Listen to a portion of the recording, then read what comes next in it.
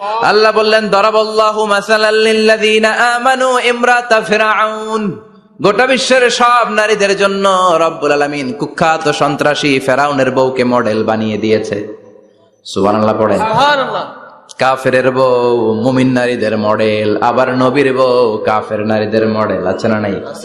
নূহ আলাইহিস সালাম আল্লাহর সব চাইতে প্রিয় নবী, প্রিয়দের একজন, কিন্তু তার বউ কাফেরদের মডেল। আর কুখ্যাত সন্ত্রাসী ফেরাউন, তার বউ আসিয়া মুমিন নারীদের মডেল। আল্লাহু আকবার। 6 জন নারীর জীবনীর কথা আমি রেকমেন্ড করি, সাজেস্ট করি যে 6 জন নারীর জীবনী মুখস্থ, ঠোঁটস্থ, অন্তস্থ থাকতে হবে। আপনাদের জন্য 6 জন নারীর জীবনী পড়া অবধারিত। সংক্ষেপে বলবো কয়জন? 6 জন। গুনেন। 1 নম্বরে হচ্ছে হাজার, উম্মে ইসমাইল, সাইয়েদনা ইব্রাহিমের বউ, সাইয়েদনা ইসমাইল আলাইহিস সালামের আম্মা, নাম হলো হাজার। আমরা বলি বিবি হাজেরা। আমরা কি করি? হাজেরা আছে না? এই প্যান্ডেলও হাজেরা নামে 2 বোন থাকতে পারে। আসলে নামটা হচ্ছে হাজার। নামটা কি? হাজার। এই হাজার হচ্ছে আপনাদের 1 নাম্বার মডেল। 2 নাম্বার কুখ্যাত সন্ত্রাসী ফেরাউনের বউ আসিয়া আপনাদের 2 নাম্বার মডেল। 3 নম্বরে ঈসা আলাইহিস সালামের আম্মা মারিয়াম আলাইহিস সালাম আপনাদের মডেল। বিশ্বনবীর প্রথম বউ খাদিজা আপনাদের মডেল। বিশ্বনবীর একমাত্র কুমারী বউ মা আয়েশা আপনাদের মডেল। আর বিশ্বনবীর কলিজার টুকরা সাইয়্যিদাতুনা ফাতিমা আপনাদের জন্য মডেল। সুবহানাল্লাহ পড়েন। কয়জন? 6 জন। জোরে বলেন। 6 জন। প্রথমে কার নাম বলেছি? হাজার। দ্বিতীয় আসিয়া। 3 নাম্বার মারিয়াম। 4 নাম্বার খাদিজা। 5 নম্বরে আয়েশা। 6 নম্বরে ফাতিমা। সুবহানাল্লাহ পড়েন। বিশ্বনবী বলেছেন কামুলা মিনার রিজালে কাসির, পুরুষদের মধ্যে কামেল পুরুষের অভাব নাই।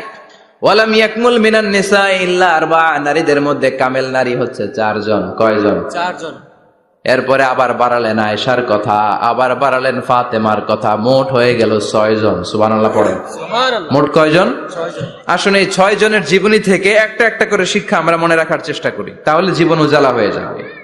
কয়টা করে শিক্ষা? হাজার আলাইহিস সালাম, ওনার জীবনী থেকে শিক্ষা হচ্ছে তাওয়াক্কুল আলাল্লাহ, বিপদে আপদে সবসময় ভরসা কার উপর? আল্লাহর উপর। আমাইয়াতাওয়াক্কাল আলাল্লাহি ফাহুয়া হাসবু, যে ব্যক্তি আল্লাহর উপর ভালো করে তাওয়াক্কুল করে একমাত্র আল্লাহই তার জন্য যথেষ্ট হয়ে যায়। সুবহানাল্লাহ। সুবহানাল্লাহ। সুবহানাল্লাহ পড়ছেন? পড়েন সুবহানাল্লাহ। সুবহানাল্লাহ। হাজার আলাইহিস সালাম, ওনার জীবনী থেকে শিক্ষা হচ্ছে আল্লাহর উপর তাওয়াক্কুল। সাইয়েদনা ইব্রাহিম আলাইহিস সালাম সাইয়্যিদাতুনা হাজারকে নিয়ে, দুধের বাচ্চা ইসমাইলকে নিয়ে মক্কার মরুজমিনের মাঝখানে রেখে আসলেন। মানুষ নাই, প্রাণী নাই, খাওয়ার পানি নাই, কোনো পশু পাখি নাই, আকাশের পাখিও নাই, কেউ নাই, একটা মাত্র পানির মশক। একটা মশকের ভেতরে সামান্য কিছু পানি।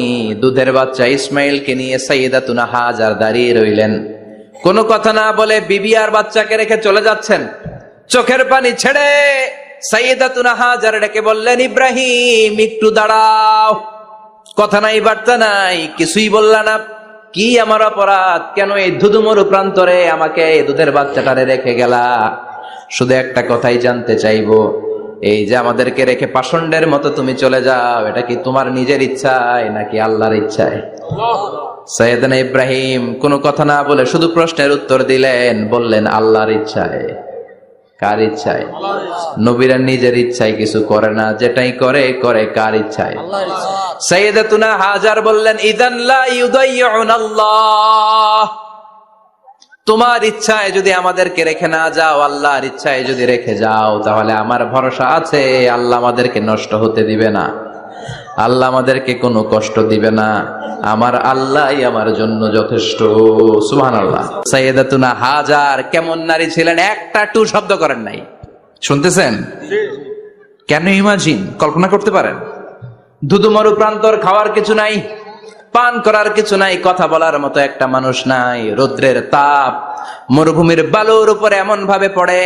সৌদি আরবের মরুভূমি যারা দেখেছেন, প্রচন্ড বালুর মধ্যে চাল রেখে দিলে চালগুলো মুড়ি হয়ে যায়। ওই প্রচন্ড মরুভূমির মধ্যে দাঁড়িয়ে বললেন, যদি আল্লাহর ইচ্ছা হয়, আমার আল্লাহ আমার জন্য যথেষ্ট। ঠিকই আল্লাহ যথেষ্ট হয়েছেন। এই মহিলাকে দিয়ে মক্কা আবাদ হয়েছে। মক্কায় কোনো মানুষ থাকতো না, এখন মক্কায় গেলে জায়গা পাওয়া যায়।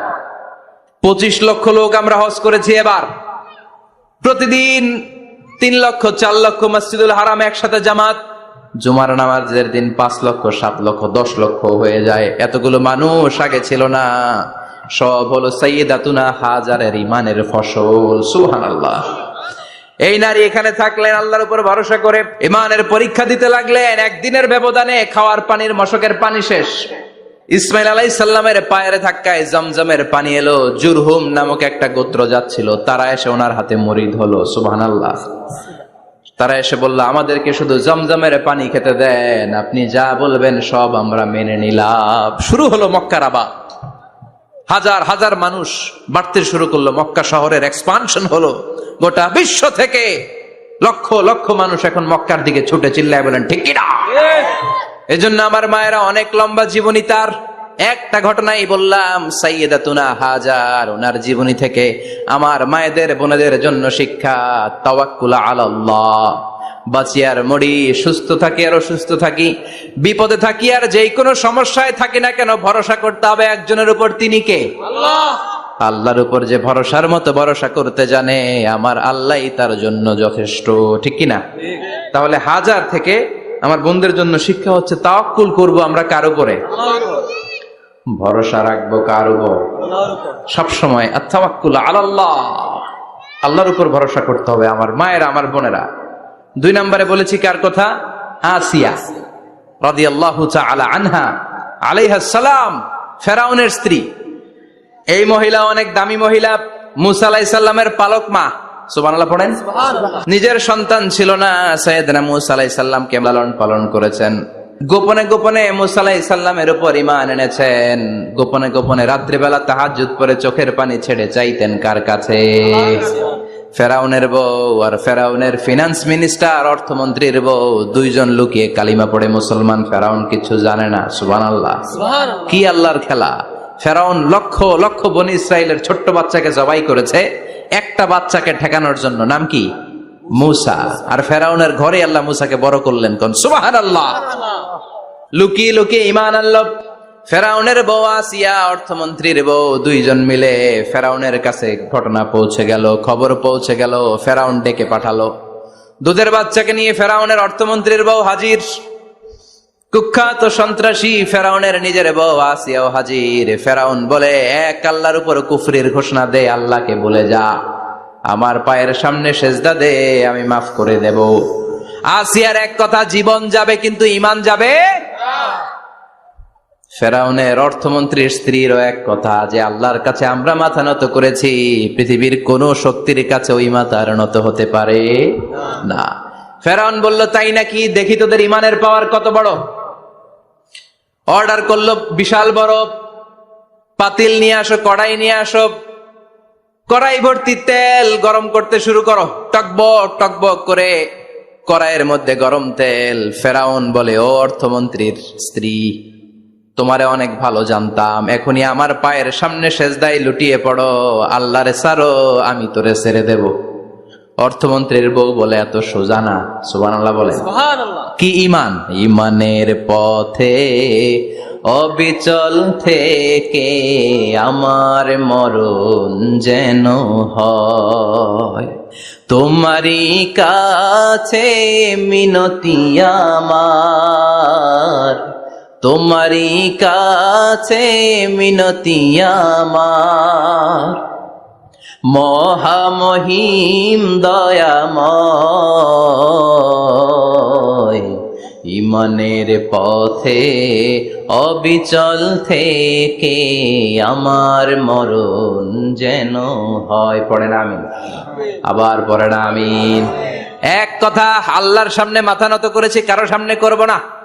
ফেরাউন অর্ডার দিল, এই মহিলার দুধের বাচ্চাটারে টান দিয়ে আন, টকবক তেলের মধ্যে, কড়াইয়ের মধ্যে গরম তেলের মধ্যে ছেড়ে দে। মায়ের চোখের সামনে দুধের বাচ্চাকে গরম তেলের মধ্যে ছাড়ে। হিসাবটা কি সহজ নাকি? কথা বলেন। চিৎকার দিয়ে মা কেঁদে ওঠে, ছেড়ে দাও। ফেরাউনের নির্দয় অন্তরে দয়া হয় না। দুধের বাচ্চাটারে তেলের মধ্যে ছেড়ে দেওয়ার পরে মুহূর্তের মধ্যে ছেলেটা রোস্ট হয়ে যায়।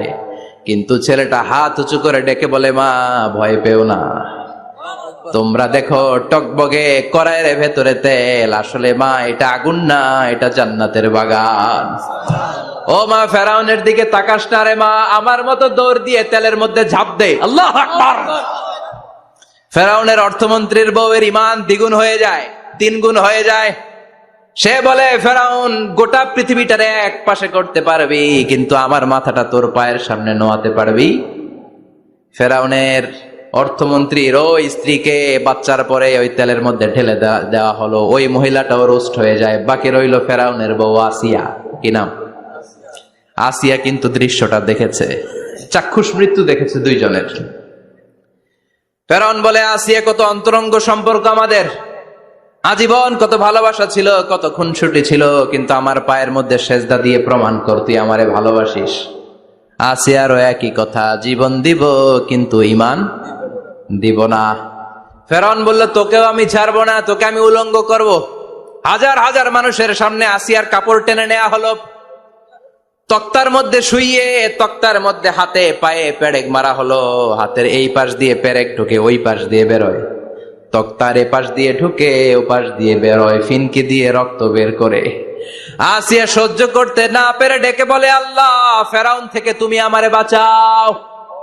এই দোয়াটা সূরাতুত তাহরিমে আল্লাহ সরাসরি কোট করেছেন, রব্বিবনিলি ইনদাকা বাইতান ফিল জান্নাহ। ও আল্লাহ মালিক, তোমার পাশে জান্নাতে একটা ঘর বানায়া দিও। এরকম একটা সঙ্গীত আছে না নাই? এই সঙ্গীতটা সরাসরি সূরাতুত তাহরিম আসিয়ার দোয়া থেকে কোট করা হয়েছে। পড়েন সুবহানাল্লাহ। মালিক তুমি জান্নাতে, তোমার পাশে আমায় একটি ঘর বানিয়ে দিও, একটি ঘর বানিয়ে দিও, সে বিভীষিকাময় মহাদিনে তোমার প্রতিবেশী করে নিও। মালিক তুমি জান্নাতে, তোমার পাশে আমায় একটি ঘর বানিয়ে দিও, একটি ঘর বানিয়ে দিও। আল্লাহু আকবার। সেই 5000 বছর আগের দোয়া আজও আমরা তাফসীর মাহফিলে গান বানিয়ে বলি। 5000 বছর আগের কথা আজও আমরা কোরআনের আয়াত হিসেবে পড়ি। আল্লাহু আকবার। কি মাকবুল হয়েছেন মহিলাটা আল্লাহর দরবারে। আল্লাহরে বললেন, আল্লাহ, শুধু তোমার ইবাদতের কারণে আজকে আমার এমন দশা উলঙ্গ হওয়া লাগলো, আমার হাতে পায়ে পেরেক ঠোকা হলো। আল্লাহ, এখন গরম তেলের মধ্যে ছেড়ে দেয়া হবে, তুমি বাঁচাও। আল্লাহ বললেন, জিব্রাইল, আমার জান্নাতটারে আসিয়ার চোখের সামনে তুলে ধর। আমার আসিয়া দুনিয়ার বুকে থেকে জান্নাত দেখে দেখে আমার মেহমান হয়ে আমার কাছে আসবে। আসিয়াকেও গরম তেলের মধ্যে ফেলে দেয়া হলো।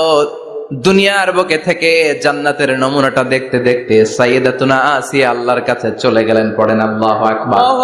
এজন্য ঈমানের পথে অবিচল থেকে আমার মরণ যেন হয়। পড়েন আমিন। আমিন। তাহলে আসিয়ার জীবনী থেকে আমার মায়েদের জন্য শিক্ষা হলো, ঈমান ছাড়া যাবে না, বেঈমান হয়ে মরা যাবে না, মাজারে গিয়ে মুশরিকাদের কাতারে নাম তোলা যাবে। ওই মায়েরা ঈমান কেমন করে রক্ষা করবেন? ঈমান কত বড় দামি জিনিস। ঈমান একজন নারীর মর্যাদা আল্লাহর কাছে কত বাড়িয়ে তোলে। আসিয়ার জীবনে এই শিক্ষাটা আছে না নাই? কথা কম, বোঝা যায়? বোঝা যায়। তাহলে প্রথমে জানলাম কার কথা? হাজারের কথা। হাজেরার জীবনী থেকে শিক্ষা ছিল তাওয়াক্কুল করতে হবে একজনের উপর, তিনি কে? আল্লাহ। আসিয়ার জীবনী থেকে আমরা কি শিখলাম? ঈমান রক্ষা করতে হবে। জীবন যাবে, ঈমান যাবে, জীবন যাবে, ঈমান যাবে। 3 নম্বরে মারিয়াম আলাইহিস সালাম, আজীব একটা মহিলা, স্বামী ছাড়া তার পেটের ভেতরে সন্তান দিয়েছে কে? আল্লাহ। আবার উনার নামে কোরআনে একটা সূরা দিয়েছে কে? আল্লাহ। কি নাম? সূরাতু মারইয়াম। কাফ হা ইয়া আইন সাদ, যিকরু রাহমাতি রাব্বিকা আবদাহু যাকারিয়া। আল্লাহু আকবার। কি সুন্দর সূরা, কি অন্তমিল, কি চমৎকার ঘটনার বর্ণনা। উনার নামেও সূরা, উনার ফ্যামিলির নামেও সূরা। উনার আব্বার নাম ইমরান, মায়ের নাম হান্না বিনতে ফাখুজ। উনাদের ফ্যামিলিটা আল্লাহর কাছে এত প্রিয়, আল্লাহর একটা সূরা দিলেন ইমরানের পরিবারের সূরা। কোন? সুবহানাল্লাহ।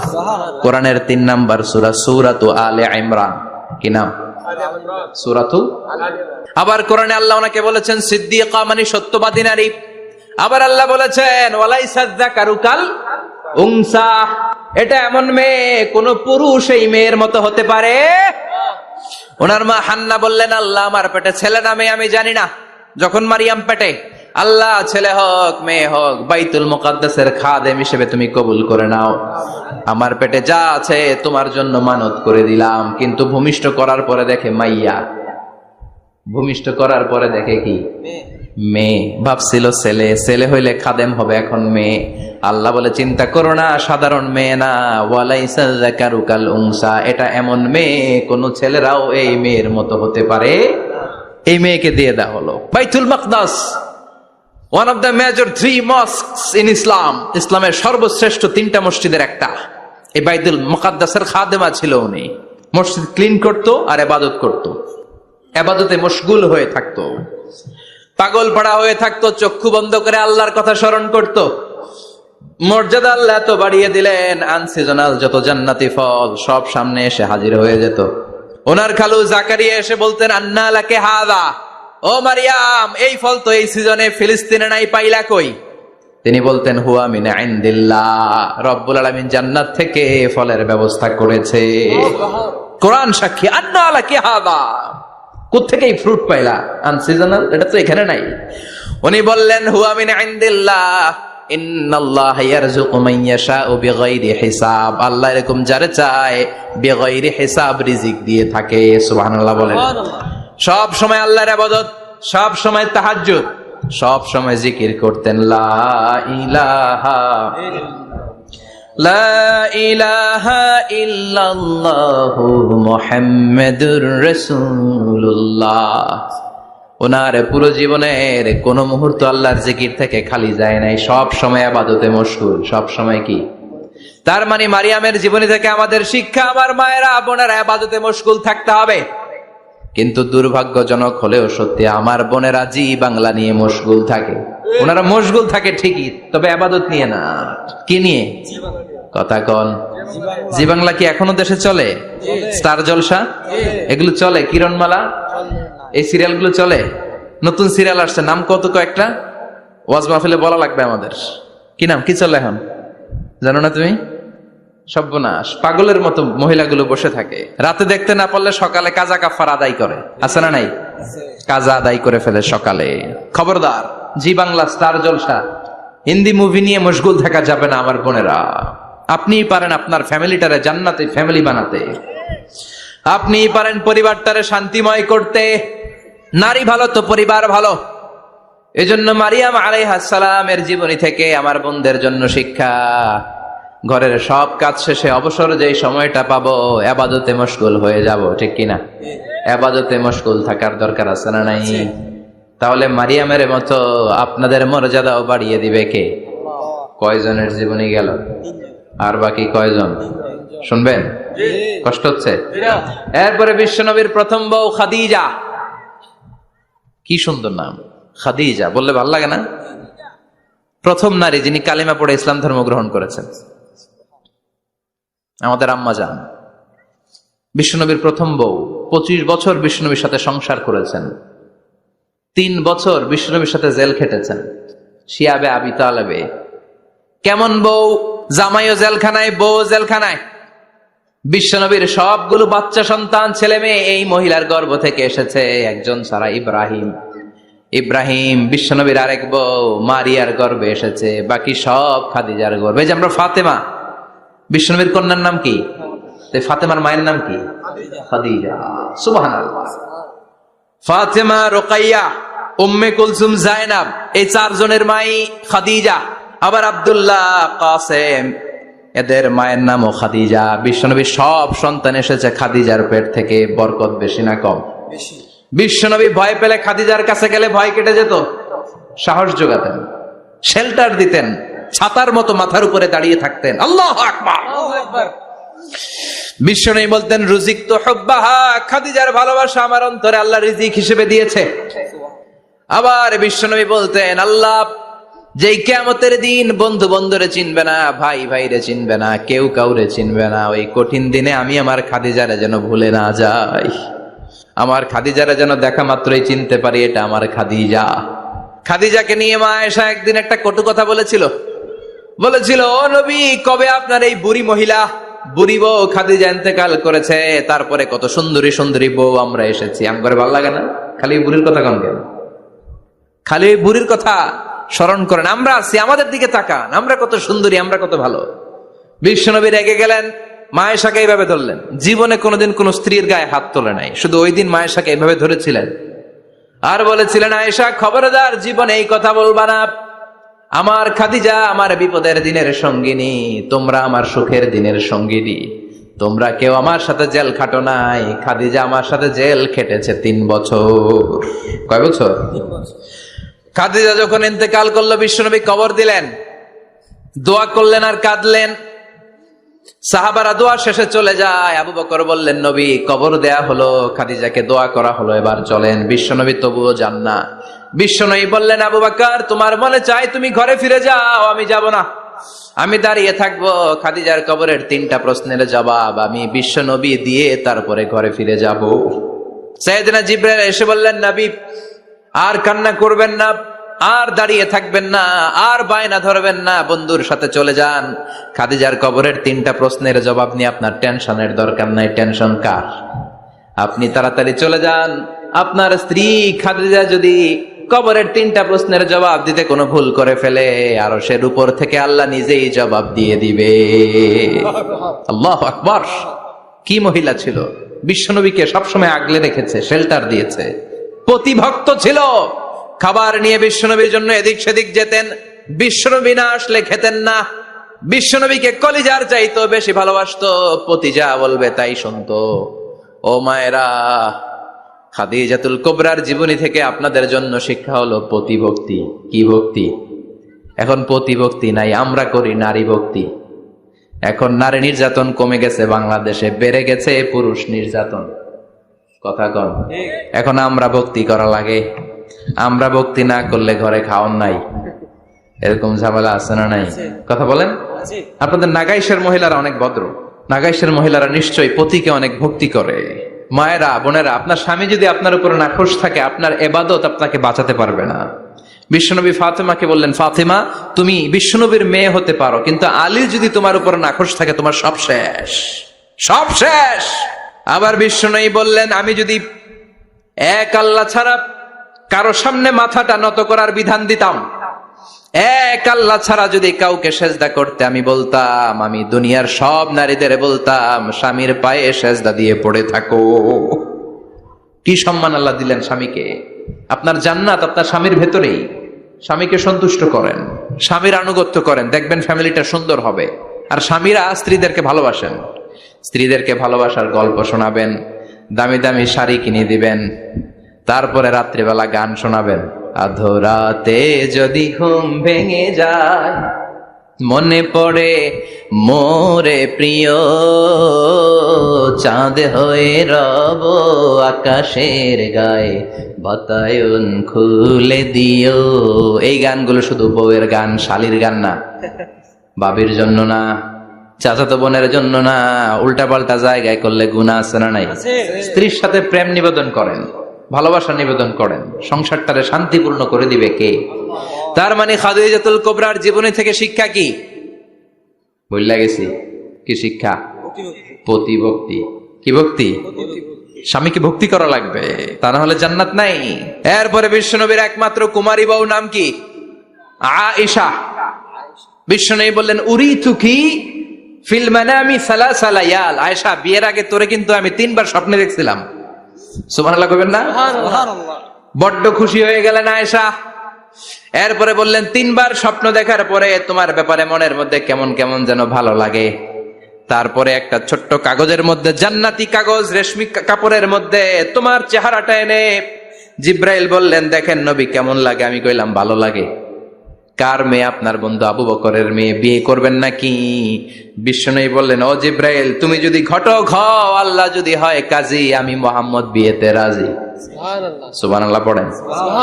বিয়ে হয়ে গেল, কিন্তু ঘরে দামি ফার্নিচার নাই, টাকা পয়সাও তেমন নাই, কিন্তু আছে খালি সুখ। আছে কি? যেটা টাকা দিয়ে কিনা যায় টাকা দিয়ে বাড়ি কিনা যায়, গাড়ি কিনা যায়, সুখ কিনা যায় নাকি? টাকা দিয়ে বিছানা কিনা যায়, বালিশ কিনা যায়, ঘুম কিনা যায় নাকি? কথা বলেন। এজন্য সুখ দেয়ার মালিক কে? আল্লাহ। দোকানে সুখ পাওয়া যায়? জি না। নাকাইশ বাজারে তো সুখ বেছে না, বেচতে নিয়ে যাইতাম আজকে গাড়িতে করে। সুখ বেছে? কথা কন। সুখ পাওয়া যায় না। সুখ দেয়ার মালিক একজন, তিনি কে? আল্লাহ। মা আয়েশা একমাত্র কুমারী বউ, আদর করে তিনি ডাকতেন হুমায়রা, আবার মাঝে মাঝে ডাকতেন ইয়া আইশু। আয়েশা না, আয়েশু সংক্ষেপ। এত ভালোবাসতেন মা আয়েশাকে। মা আয়েশা গ্লাসের যেই জায়গা দিয়ে পানি খেতেন, বিশ্বনবী ওই জায়গায় মুখ লাগিয়ে পানি খেত। মা আয়েশা গোশতকে হাড্ডি ফেলে দিলে বিশ্বনবী ওই হাড্ডিটা নিয়ে চষতে শুরু করে দিত।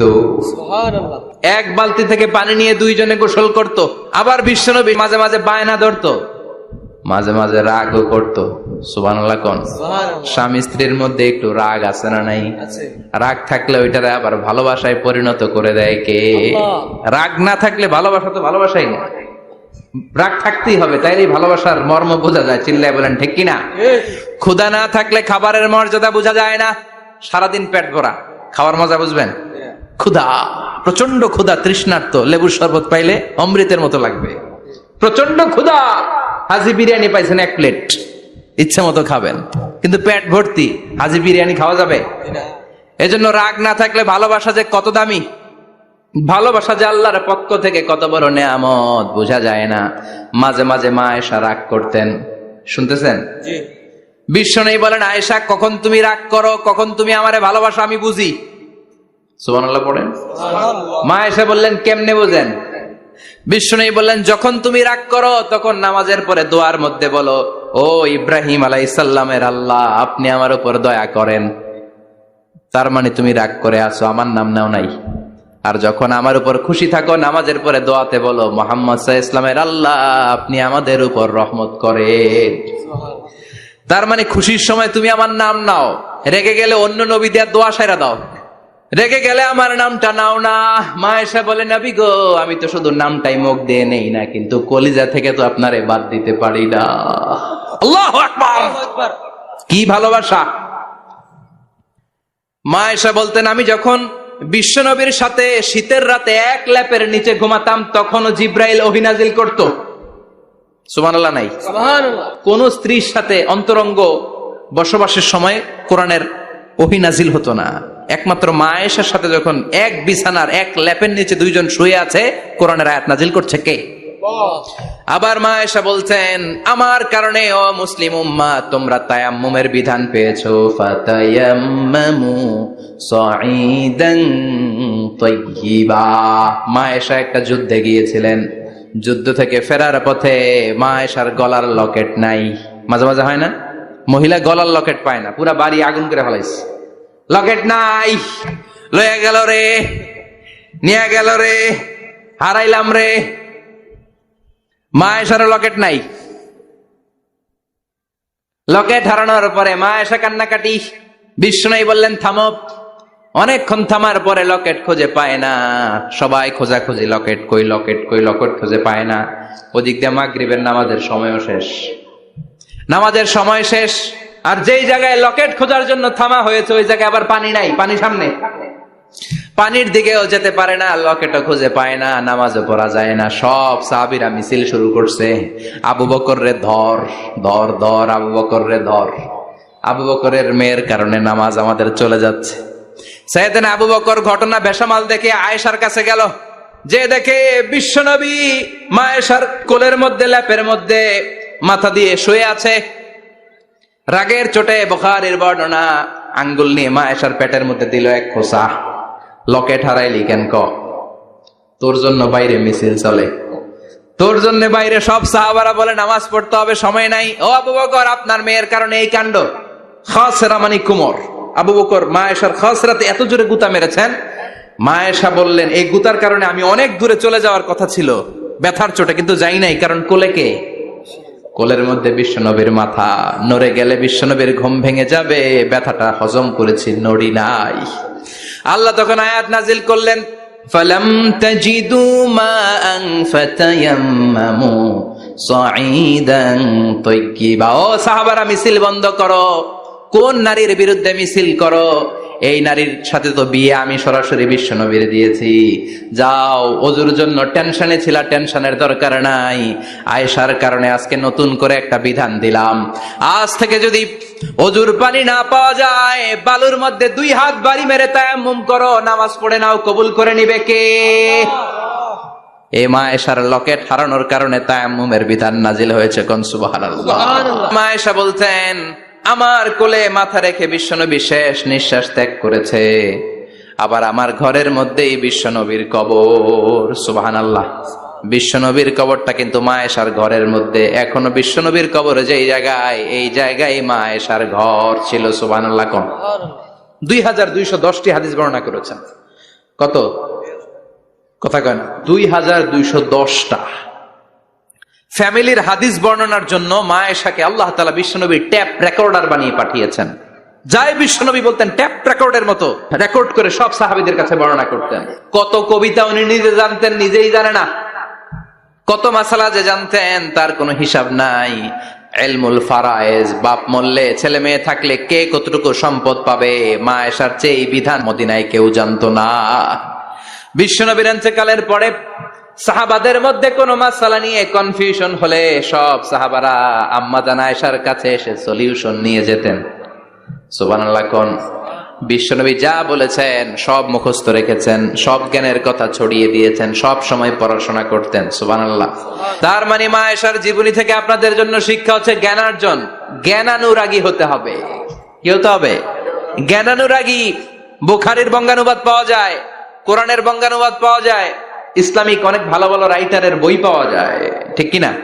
এগুলো পড়ার দরকার আছে না নাই?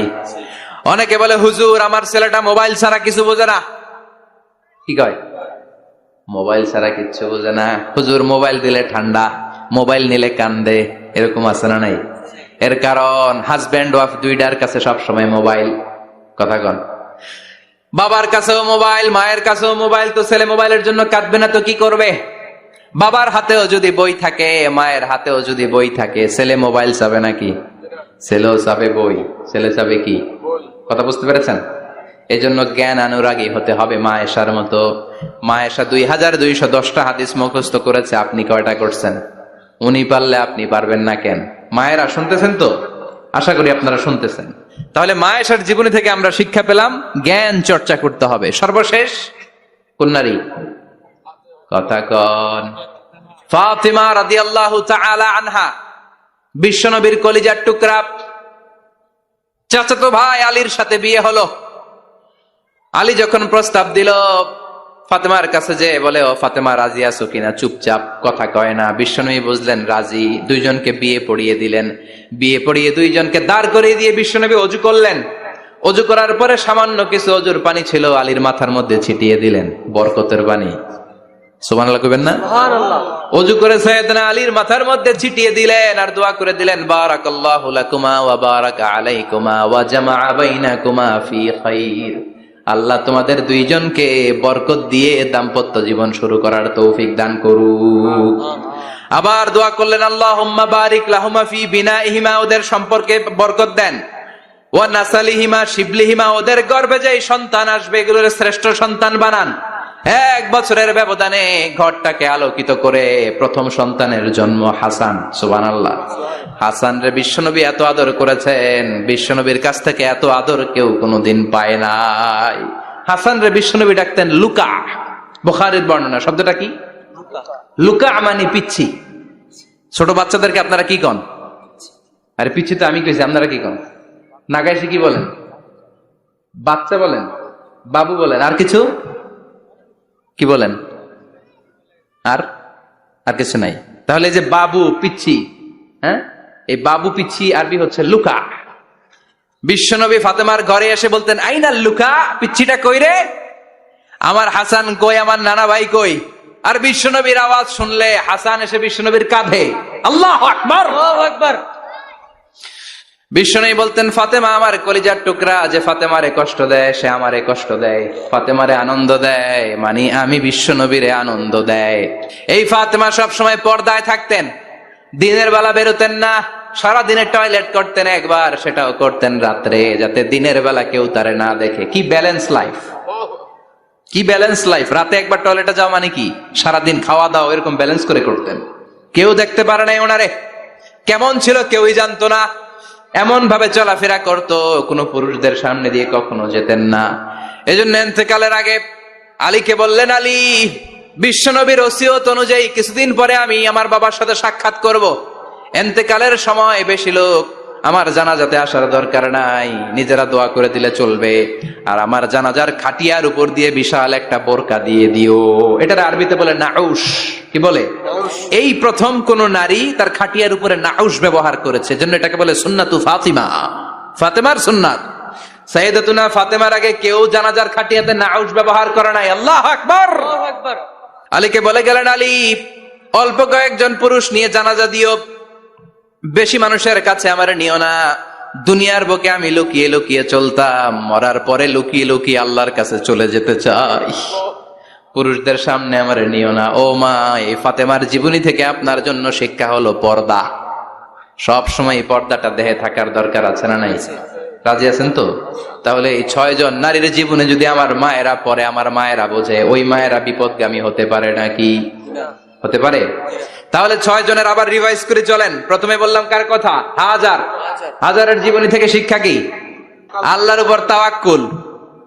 2 নম্বরে বললাম কার কথা? আসিয়ার কথা। আসিয়ার জীবনী থেকে শিক্ষা হলো ইমানের পথে অবিচল থাকতে হবে, ঠিক কিনা?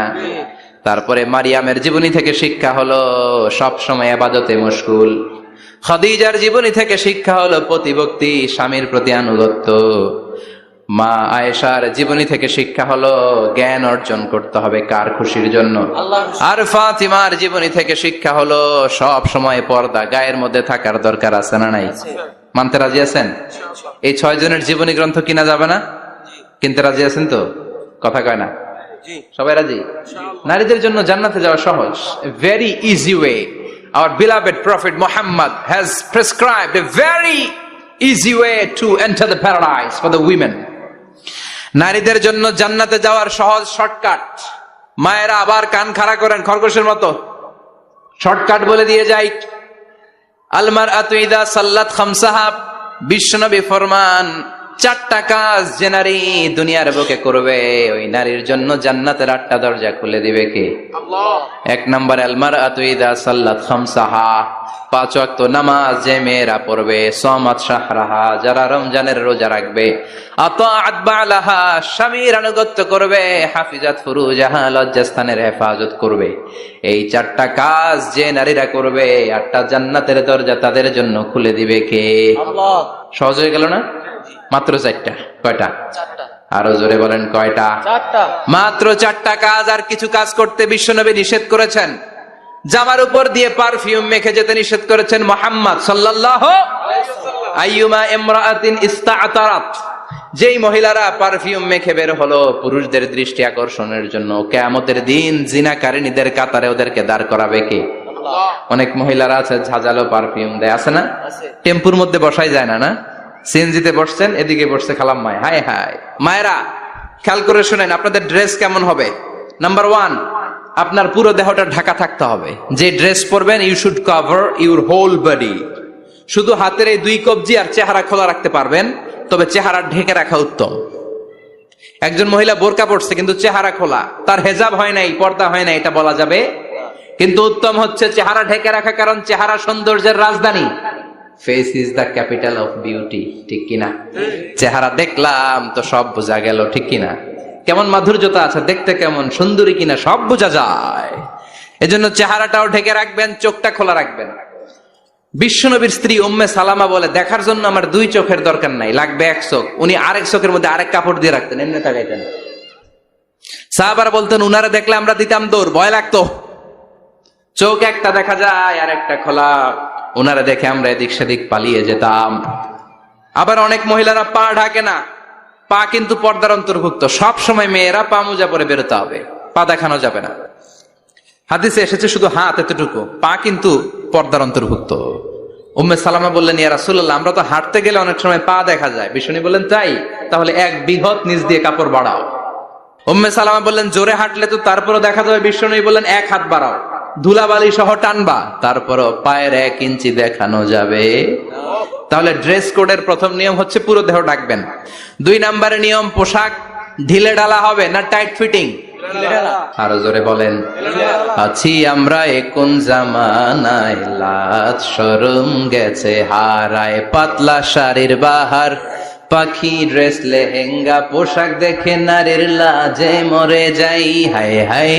আছি আমরা কোন জামানায়, লাজ শরম গেছে হারায়। ঠিক কিনা? লাজ শরমের বালাই নেই। ঢিলে ঢালা হবে, টাইট ফিটিং হতে পারবে না।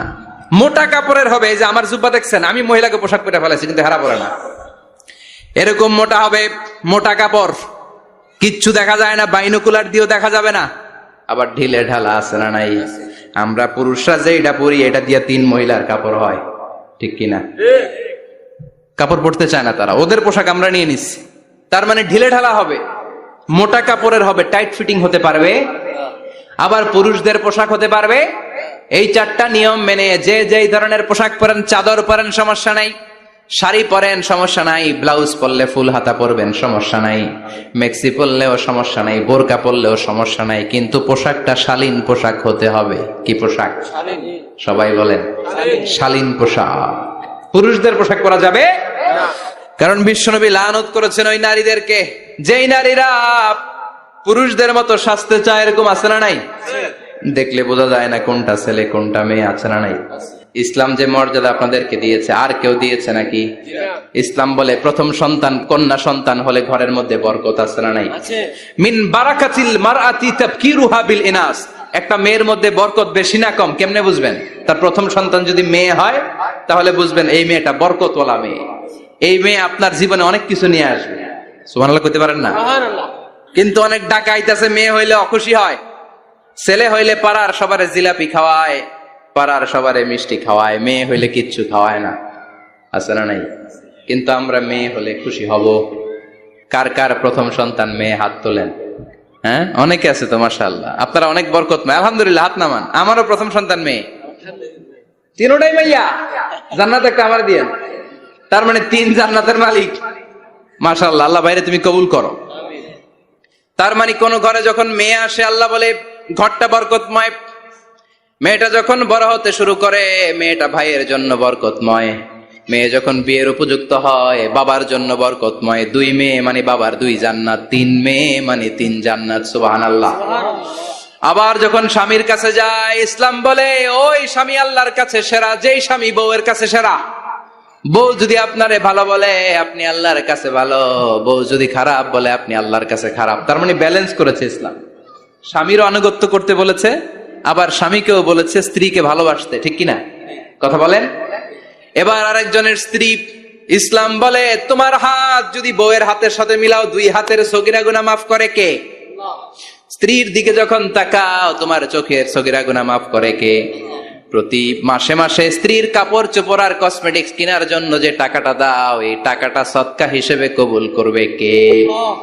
এবার এই মহিলা গর্ভবতী, ইসলাম বলে সন্তান ভূমিষ্ঠ করতে যে যদি কোনো মা ডেলিভারি কেসে হসপিটালে মারা যায় কিংবা বাসায় মারা যায়, কিয়ামতের দিন ওই মহিলাকে শহীদদের কাতারে দাঁড় করায় দিবে কে?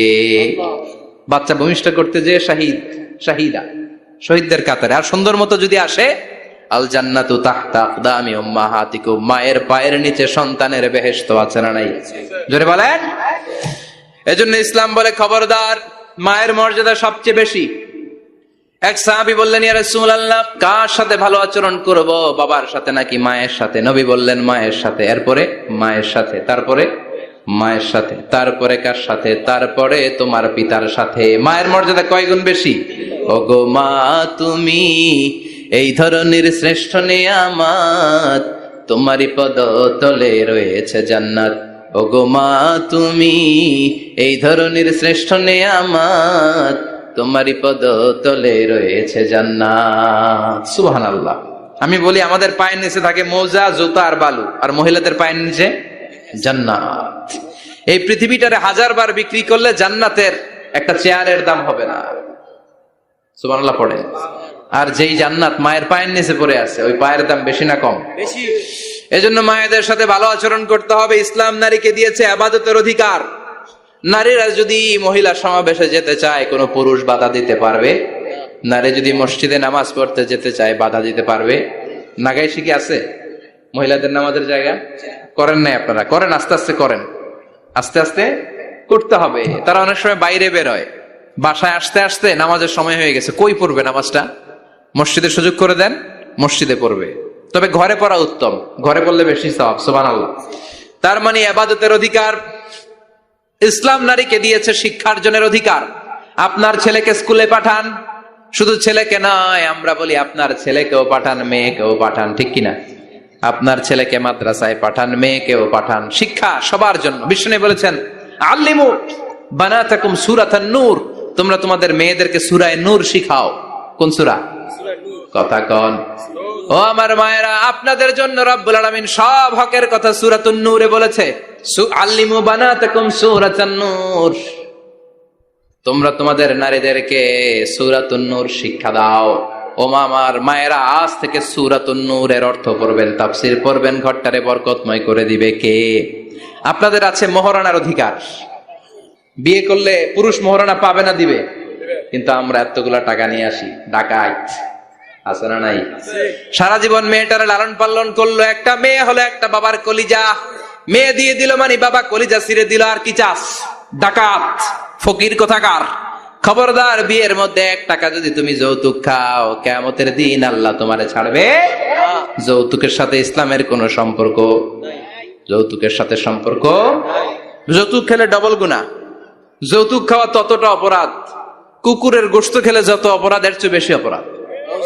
কুকুরের গোশত খেলে 1 গুনাহ, হারাম খাওয়ার গুনাহ। যৌতুক খেলে 2 গুনাহ, 1 হারাম খাওয়ার গুনাহ, 2 শ্বশুর বাড়ির উপর জুলুম করার গুনাহ। চিল্লা এখন ঠিক কিনা? এরপরে ইসলাম নারীকে দিল ভালো আচরণ পাওয়ার অধিকার। ইসলাম নারীকে দিল বাবার সম্পদে উত্তরাধিকারের অধিকার। একজন বাবা ইন্তেকালের আগে ছেলেকে যদ্দুর দিবে, মেয়েকে তার অর্ধেক দিতে হবে। যেরকম ঠিক কিনা? নাগাইশের বাবারা কি করে? দেয় তো? নাগাইশ এলাকায় কি হয়? ছেলেরে 2 কাটা দিলে মেয়ের 1 কাটা দেয় না? কদ্দুর দেয়? দেয় না। হ্যাঁ, ডাকাই। ওই যে ডাকাই। আবার কই সুবহানাল্লাহ, নাউজুবিল্লাহ কও বেটা। ছেলেকে যদ্দুর দিবেন, মেয়েকে অর্ধেক। ইউসিকুমুল্লাহু ফি আওলাদিকুম লিযযাকারি মিসলু হাযযিল উনসায়াইন। ও আমার বাবারা, সম্পদ হলো হাতের ময়লা, আপনি চলে যাবেন, সম্পদ থেকে যাবে। ছেলেরা যদ্দুর দিবেন, মেয়েরে অর্ধেক। কার কথা? মানতে রাজি আছেন তো? একজন প্রশ্ন করেছে যে অনেক মেয়েরা ডিজাইন করা বোরকা পরে, এত ডিজাইন করে যে তাকিয়ে থাকতে মনে চায়।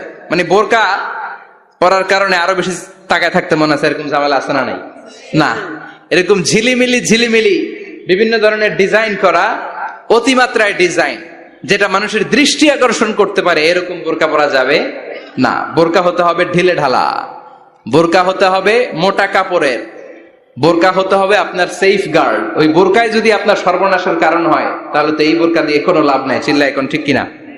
আসসালামু আলাইকুম রাহমাতুল্লাহ। হুজুর, দত্তক পালার সুবিধা সম্পর্কে বা লাভ সম্পর্কে কিছু বললে ভালো হতো।